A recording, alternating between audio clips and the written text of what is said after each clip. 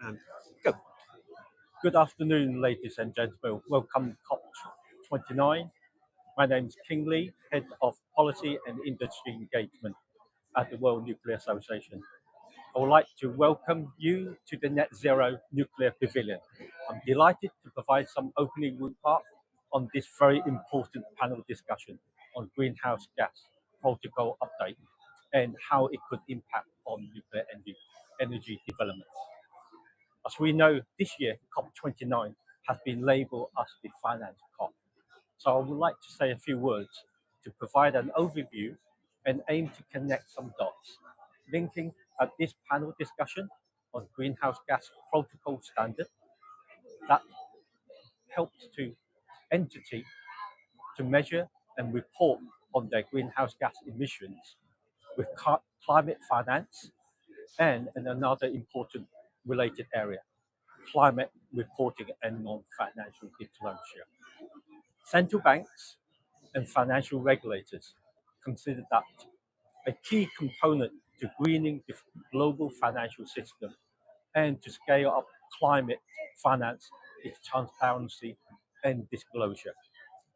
Disclosure reporting that provide consistent, comparable, and reliable information is essential for investment to help and foster the alignment of financial flow for the transition to a low carbon economy. Reporting of reliable information encourage more enlightened strategic management of capital flow and provide information for financial institutions to shape their lending and investment decisions. Given the importance of climate disclosure to facilitate climate finance, there has been significant global progress on climate disclosure. The development of global climate reporting standards and the increasing requirements from jurisdictions around the world for mandatory climate reporting. Recently, the US Security Exchange Commission finalized a rule in March 2024 with the requirement for companies to disclose some of their emissions if they deem financially material to investors.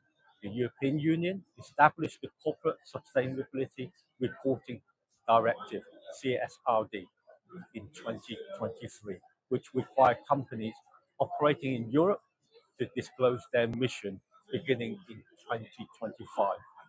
In June last year, International Sustainability Standard Board, the ISSB, published the IFRS S1 and IFRS S2. These provide the international baseline sustainability related and climate related disclosure standards. IOSCO, the International Policy Forum for Security Regulators, have endorsed the ISSB standards and have called on its 130 members jurisdiction, regulating more than 95% of the world's financial market, to consider how they might adopt and apply the ISSB standards. So far, 1,000 companies have referenced the ISSB standards in their non-financial reports, and 30 jurisdictions around the world are making progress towards introducing ISSB standards in their financial, legal, and regulatory framework. So to date, 16 jurisdictions have finalized the decision to adopt or use ISSB, and the other 14 jurisdictions are making progress to adopt ISSB standards. It is estimated that the IFRS S2 climate standard could affect between 100,000 to 130,000 companies globally. These climate reporting requirements, such as the European CSRD and ISSB standards, require an entity to disclose its greenhouse gas emission in accordance with the Greenhouse Gas Protocol, therefore highlighting the importance of the panel discussion today to ensure that the Greenhouse Gas Protocol accurately reflect actual greenhouse gas emissions in the real world use. The World Nuclear Association has been and continue to support the ISSB on the development of the global sustainability and climate disclosure standard. We have provided comments and are encouraging ISSB in particular the development of the industry-specific disclosure requirements. Ensure they are technology neutral and that nuclear energy and the entire nuclear value chain are appropriately represented in these standards. Given the importance of climate disclosure to facilitate climate finance, the Greenhouse Gas Protocol therefore play a critical role in this process. So I'm delighted that we have a panel of experts from across the sector and region.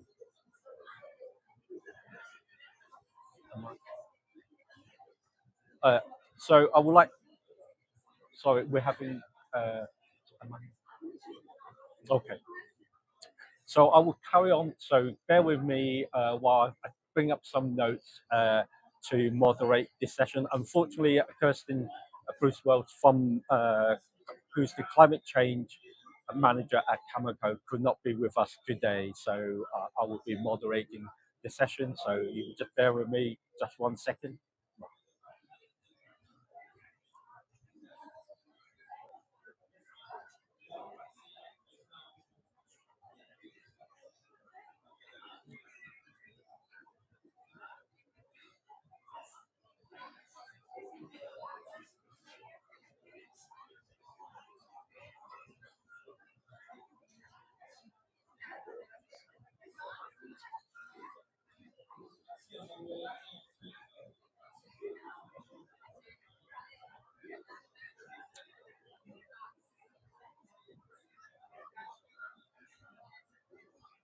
So first, I would like to introduce you to our panelists.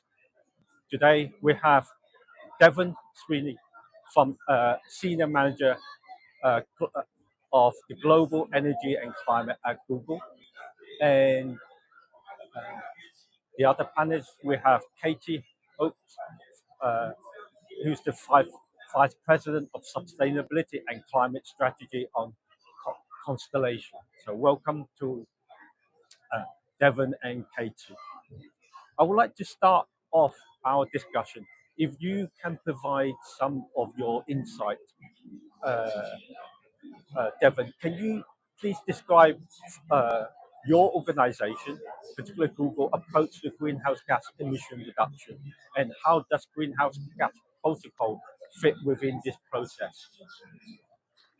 Yep, absolutely. Thanks, King. And thanks to the World Nuclear Association for having me here today. My name is Devin Sweezy, and I lead clean energy advocacy here at Google.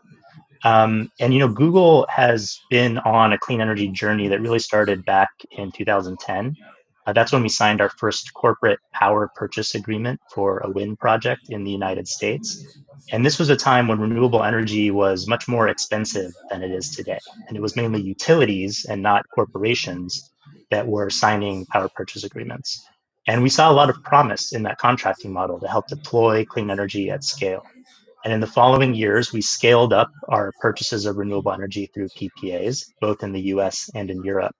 And in 2017, we met an earlier goal to purchase as much renewable energy to match 100% of our global annual electricity demand. But we knew that while that was an important milestone, that wasn't the same thing as fully decarbonizing our electricity consumption. And that's why in 2020, we set our next goal, which is to operate on 24/7 carbon-free energy at all of our data centers and office campuses around the world by 2030. And that means matching our electricity consumption with clean energy that we are purchasing and deploying on the same grid and in the same hours as our electricity consumption. Today, we have 14 gigawatts of clean energy under contract around the world, making us one of the largest private purchasers of clean energy globally. And we're continuing to purchase clean energy to meet our goal. So to get back to your question, King, about the greenhouse gas protocol, the protocol, and in particular the Scope 2 guidance, is really foundational for how most companies today understand and plan for reductions in their electricity emissions. It is what allows companies to make claims about their use of clean energy and the associated emissions reductions. But as we'll talk about through the course of this conversation, there are a number of deficiencies in the current guidance that make it less accurate and less impactful than it can be going forward. Thanks.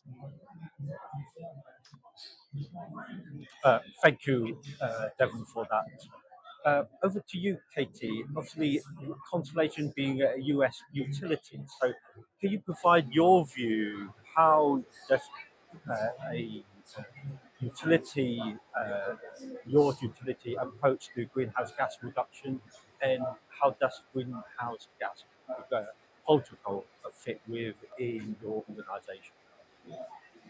Absolutely. Thank you, King, and thank you to you for stepping in here as moderator seamlessly, and to the World Nuclear Association for hosting this panel. I think it's such an important topic, and one that is really going to touch every type of energy generating resource in the world. And so, really understanding um, what this means and what this update is will be really important. So I am Constellation's President of Sustainability and Climate Strategy. So this means that in addition to being responsible for our own greenhouse gas reporting through using the Greenhouse Gas Protocol, I'm also responsible for understanding how each of our zero carbon assets can be utilized by other businesses looking to purchase clean power. So Constellation Energy is the largest producer of clean power in the United States.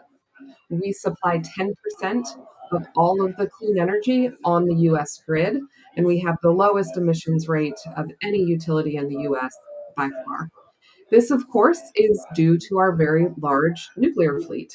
We also have some renewables and some hydro, but it really is the nuclear fleet that is the backbone of our clean energy generation. Now, that makes Constellation 89% clean. Our entire fleet, we are 89% clean.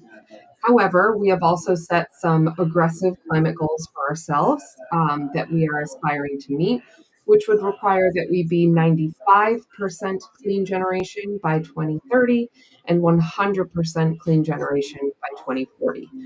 Those goals are in line with a 1.5C trajectory, as the science tells us, and they're also quite challenging to meet. So, what we know we have to do is both maintain our existing clean energy fleet and grow that. So, in order to maintain the fleet, we know that we have to extend the licenses of our current fleets. That is in the US, we go through the US NRC, and we get what we call a subsequent license renewal. And if we do that for the entire generating fleet in the US, we will have added um, more renewables, the equivalent of all the renewables that have been added in the US to date. Um, we also are exploring upgrades, which means that you can extract more clean energy from an existing plant by doing efficiency work and some other retrofits. We think that in the Constellation fleet, we have about 1,000 megawatts of upgrades available to us at our existing fleet right now. And finally, we are also exploring advanced nuclear and ways to add advanced nuclear technology to the US grid. That is a longer term prospect, but something we're very enthusiastic and excited about. Now, to do all of these things, though, it requires having a greenhouse gas accounting system that really values all of the attributes of that type of energy. So, the fact that it is both zero carbon, but also that it is firm and it is available 24/7 uh, every day of the year. And so to do this, we know that we need some improvements in the greenhouse gas protocol standard, as Devin was mentioning. And the last thing I'll just point out is that for the nuclear industry here, I just want to, make sure I mention that it has been a journey throughout uh, to have nuclear recognized in many forums, but including by the Greenhouse Gas Protocol.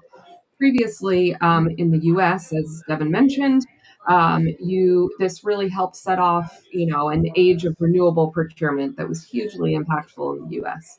but that was based on something called RECs, renewable energy certificates. There wasn't even a tradable certificate for nuclear energy in the US until Constellation created one called an emissions-free energy credit. Now that has the same transactability as a REC. We have many customers purchasing those from us. But I just think it really speaks to the fact that the nuclear industry really has to show up in these forums and make the case for why nuclear should be treated the same way as other zero carbon energy. I think I'll stop there. I know we have lots more to get to in the discussion, but thank you so much for the opportunity, King. Uh, Devon, Katie, thank you very much providing your perspective, your organisation, both for Google and Constellation, commitment to low carbon and talk about the importance of 24/7 clean energy and so forth. And Katie, bringing your important role that nuclear can play within that context. Now, perhaps talk in detail for this panel about the greenhouse gas protocol. Perhaps if I may direct this question to you, Devon, first. Why is the greenhouse gas protocol being updated? Can you give me a little bit of background on that? Yeah, actually, Katie, do you want to cover that question first, and then I can jump in with some additional reflections? Yeah, I think I can start off with that one and welcome, obviously, your input, Devon. So Devon mentioned that this greenhouse gas protocol is being updated. That's across all scopes, but what we're really focused on today is the scope 2 guidance, which refers to the electricity that you purchase for your business. So the corporate standard, the greenhouse gas protocol corporate standard for scope 2 guidance was last updated in 2015. And that was really to improve the standardization of this type of reporting for companies. And again, as we've discussed, that really has driven significant uptake of clean energy across the globe, really, and provided a way for companies to be able to report what their procurement is really doing within their own greenhouse gas inventories. Now, this system, though, since 2015, has been based on something that we call annual accounting. So essentially, you can kind of true up at the end of a year your greenhouse gas inventory. So what this means, and I'm going to use a U.S. example, but this can really happen across the globe. What this means for someone a company that is reporting on their emissions, whether it's Google or Constellation or any business that reports using the greenhouse gas protocol, it means that, let's say you're a manufacturing company and you decide to locate a warehouse or some facility in West Virginia. And in the US, West Virginia has a significantly higher emissions rate than much of the rest of the country. So let's say you locate your load there and you know what your emissions are associated with that load.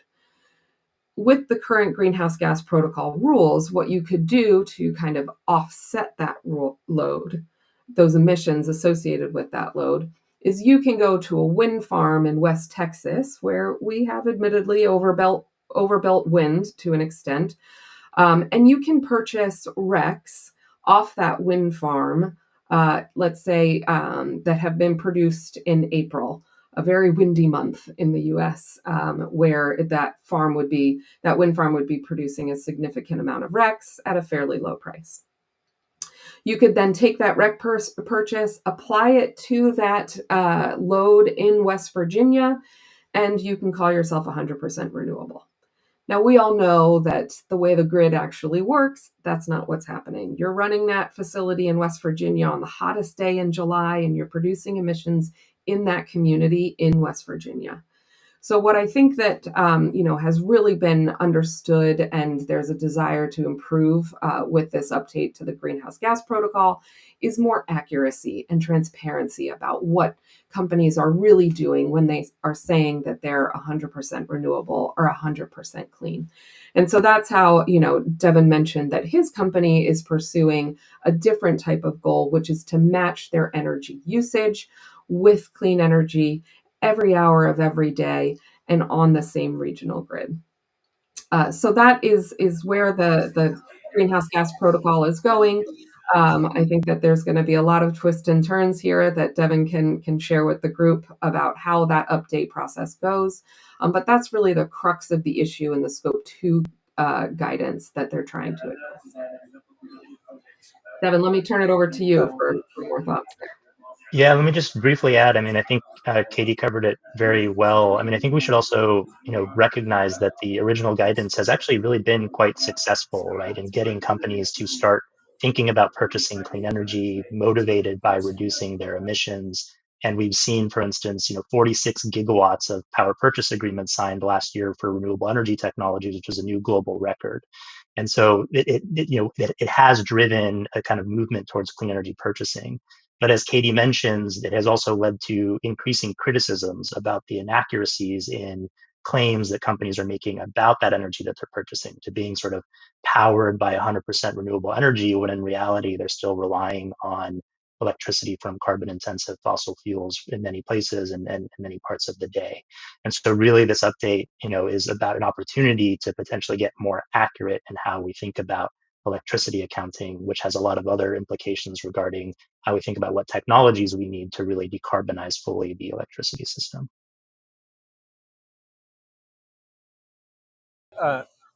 Katie and Devon, thank you very much that highlighting current sort of perhaps shortcoming in greenhouse gas protocol for scope 2 measurement and reporting.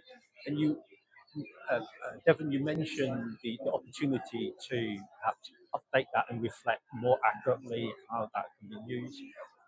Can you maybe talk a little bit more how important is this in terms of defining the use of perhaps dispatchable and nuclear energy within the electricity system, and how that would influence the investment and deployment of these type of technologies?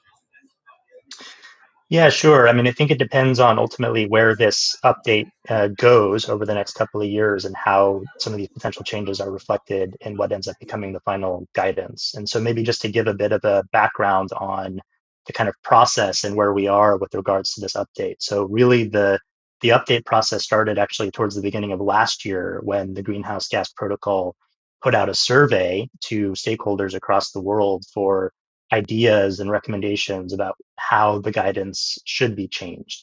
They received over 400 responses around the world to the Scope 2 survey, and over 70 individual proposals for how that Scope 2 guidance should be updated, from companies, from non-governmental organizations, academia, and government. So many stakeholders across many parts of the world. And since that time, the protocol has created a governance process for this update, which is ongoing at the moment. So that includes the establishment of technical working groups for different parts of the protocol, including a Scope 2 technical working group. I actually sit on the Scope 2 technical working group along with one of Katie's colleagues from Constellation. And there's also an independent standards board that is essentially responsible for approving of any proposed technical changes to the guidance that comes from the technical working group. Right now, the group is in the process of reviewing all of the different ideas and coming up with ideas about what should be changing in the guidance. And that process will move until May, June of next year, when there will be an initial draft version of the guidance that will then be released for consultation. And the idea is that by the end of 2026, there will be a sort of fully updated and final guidance for the Scope 2 process. And so just to touch on your question, King, about sort of what are the potential updates that could be made to sort of value firm and dispatchable clean energy, and sort of what are the implications for the nuclear industry. I think some of the updates that we've recommended, including through our survey, Google survey to the protocol, are sort of center around two main updates to the current Scope 2 guidance. The first is to really sort of narrow the applicable geographic boundaries for claims related to clean energy purchasing to ensure that they are reflective of electricity that is actually deliverable to where you are claiming to consume it. And so today, as Katie was mentioning, regarding her example with West Virginia versus Texas, today there's no requirement in many places to ensure that you are actually claiming electricity that is deliverable to where you are actually consuming power. There's kind of this wide geographic dispersion, and that leads to inaccuracies in terms of the claims associated with the clean energy purchased.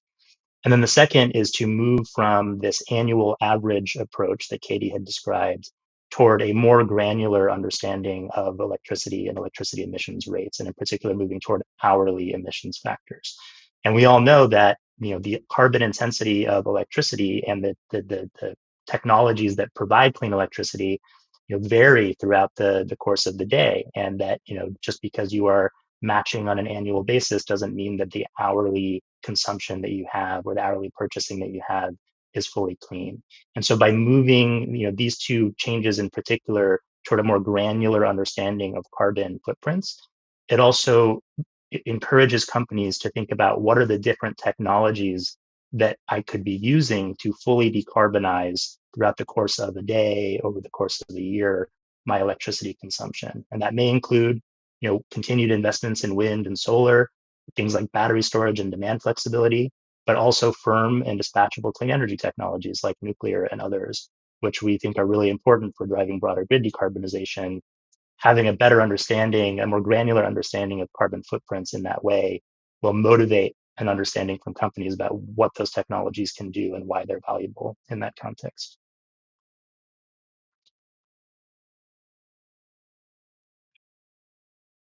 Devon, how important in terms of for greenhouse gas protocols, both for the spatial and temporal element of that.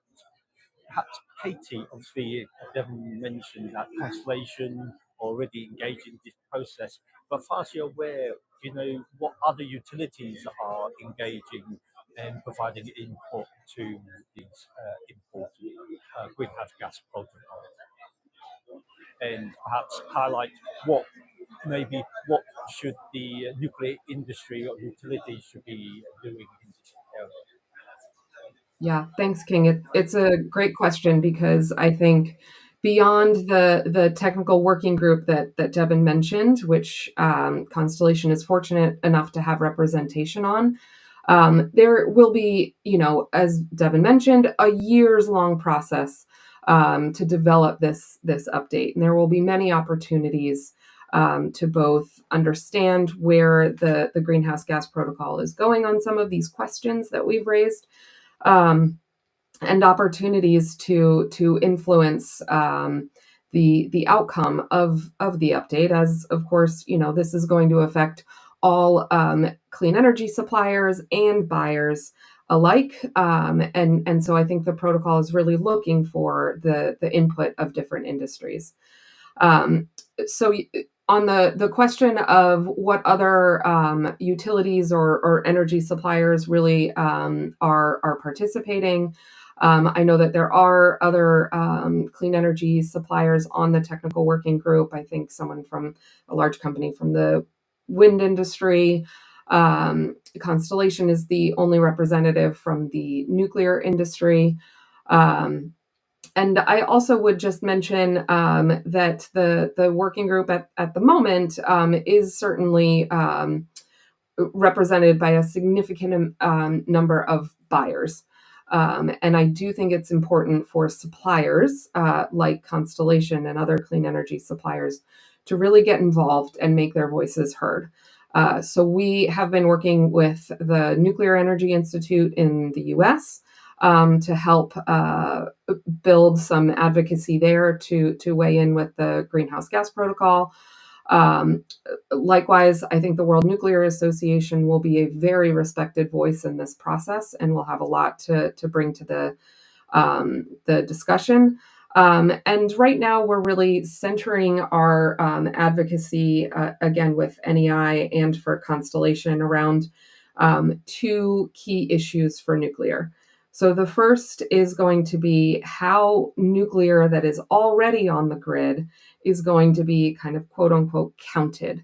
So up until the greenhouse gas protocol existed, there wasn't really a reason for companies to account for nuclear energy that was already on the grid.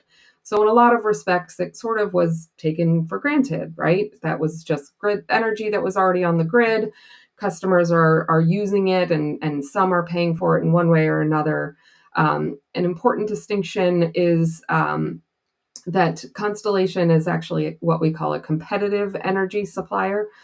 We are not a utility where we do not have rate-based customers at the end of the line that are guaranteeing the purchase of our nuclear energy. We have to go out and find customers for our nuclear energy or sell it into the spot market.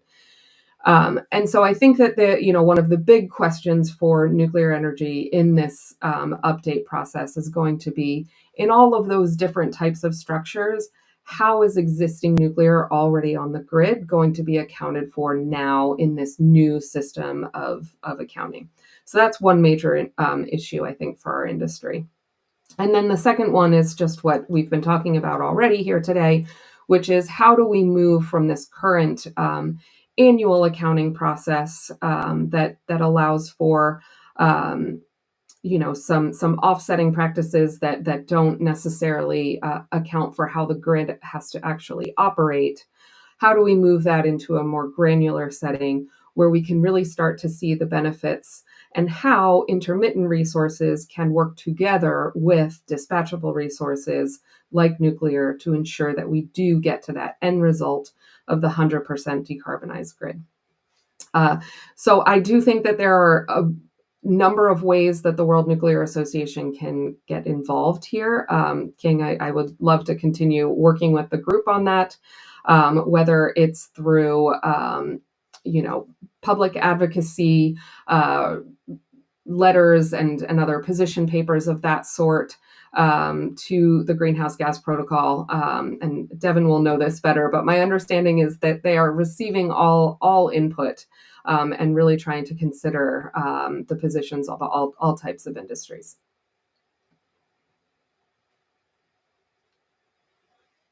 Katie, well, obviously, we thank you for presenting at the World Nuclear Association ESG working group in September. We'll be delighted to work with you and all our members on this important issue. Perhaps, Devon, to go back to the from Google and from a tech organization perspective, we recently heard from Google and all the a number of the hyperscalers, for example, Amazon and Microsoft, on their use of nuclear energy. So, can you talk a little bit more about how the, uh, the enabling deployment of advanced nuclear and how will the greenhouse gas protocol update sort of support this trend? Yeah, absolutely. So, as I mentioned, our goal by 2030 and beyond is to match our electricity consumption on an hour by hour basis where we consume power on the same grid, so 24/7 carbon-free energy. And as we've done a lot of our own internal modeling for, how are we going to reach that goal in different locations? What are the technologies that are available, or what are the costs of those technologies that can help us achieve that goal?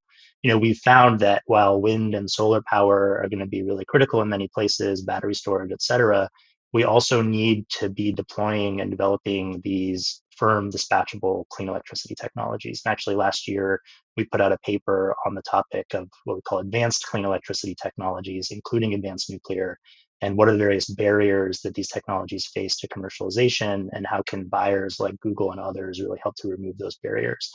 And we were very excited just last month to announce the first corporate agreement for multiple small modular reactors with a company called Kairos Power in the US. which is going to bring on an SMR, the first of their technology online before 2030, and then the rest of the sort of portfolio of up to 500 megawatts of SMRs online before 2035. And I think that there's a really strong connection to the kind of update in the protocol in terms of how, again, companies think about what does it mean to fully decarbonize their electricity consumption, because today's scope 2 guidance and today's protocol doesn't require companies to think about this portfolio approach, because they can purchase credits from a wind or a solar farm far away from where they're consuming and match that to their annual demand to be 100% renewable or zero carbon, as Katie was mentioning. And so as if the protocol does move in a direction of more granular scope 2 carbon accounting, it's going to require companies to think about this technology mix and this diverse portfolio. And that will be an opportunity for nuclear technologies in general to play more of a role in corporate decarbonization going forward, as companies think about how do they move from 50% hourly clean power to 70% and up to 100% over time in order to reduce their more granular scope 2 carbon inventories. So it's definitely an opportunity for the industry, and I agree with Katie just to consider getting engaged. One brief thing I'll mention is the protocol has been very transparent about this whole update process. They post the slides of all of the different technical working group meetings on their website after they happen, so you can follow along there. And there's also a rolling application process to join technical working groups and the governance process for the protocol going forward. So definitely recommend staying in touch in those ways.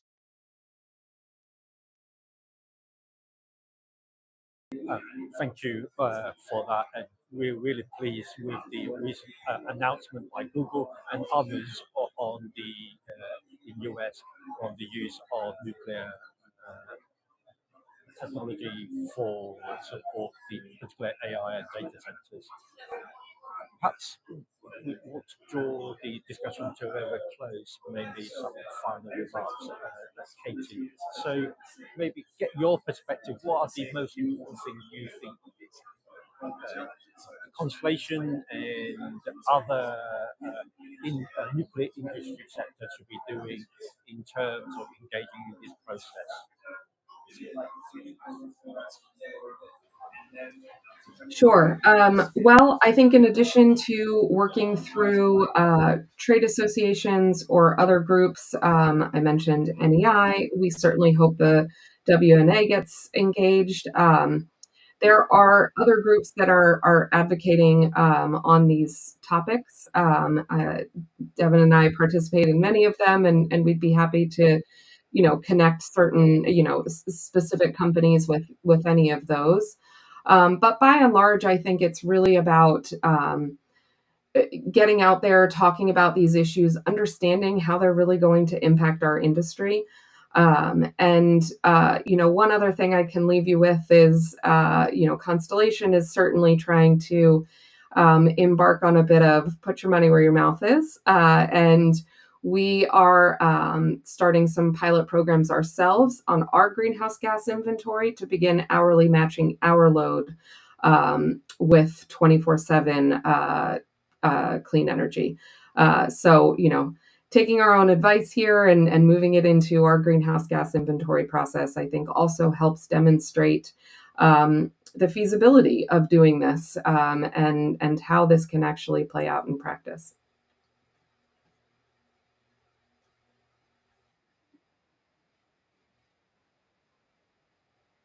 From you in terms of targeted towards the nuclear sector and the advice how we can get engaged in this process? Yeah, no, just to pay attention, because this is a really important issue. I mean, King, as you mentioned sort of towards the beginning, the greenhouse gas protocol is a voluntary standard and has been for 2 decades, but it's increasingly being embedded in regulatory disclosures around emissions and climate, and therefore it's very important to make sure that we get this update right regarding moving toward improved accuracy for corporate carbon footprints, and then that translating into increased actions, by companies to decarbonize, which is ultimately what we all want to see happen, is more action, more decarbonization, more deployment of technologies that we need to drive forward grid decarbonization. And that's really the opportunity that we have in front of us with the protocol update. So just appreciate the opportunity to engage with you all. And as Katie mentioned, please feel free to reach out and definitely pay attention to this update process going forward. Devon and Katie for joining this discussion and raising such an important issue, in terms of helping, obviously, the world in terms of how to decarbonize and the impact it will have in terms of both for the real economy, really, in terms of measuring and accounting for greenhouse gas emission. Thank you for participating. And as both Katie and Devon said, the World Nuclear Association, we have an EHG working group that's now looking to support our members to work on this issue on greenhouse gas protocol, as well as the other ESG issue on sustainability and climate disclosure. So please contact myself or Kirsten, who unfortunately could not be with us today. So thank you very much for your attention, and goodbye. Thanks. Thank you, King.